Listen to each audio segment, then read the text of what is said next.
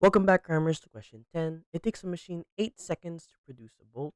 Each day, the machine starts the bolts at 9:30.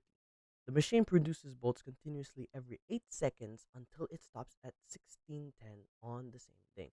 Work out how many bolts the machine produces each day. So, firstly, I can see that we have to subtract 16:10 from 9:30.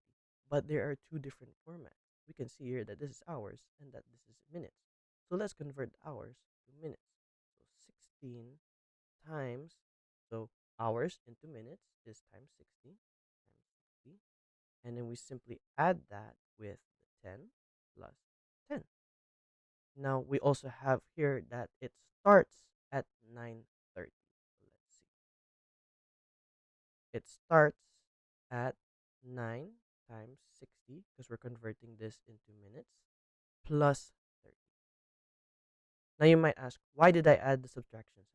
Well, I'm doing this because we have to find the total duration of the amount of time the machine produces the bolt.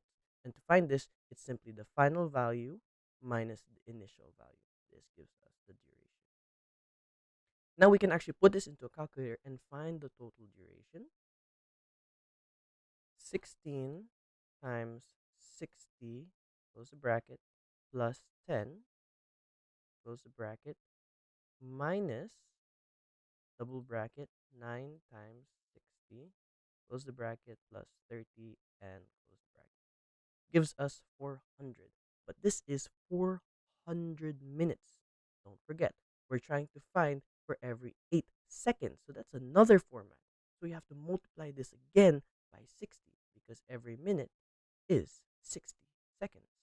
So the duration is 400 times 60, which is 24,000 seconds.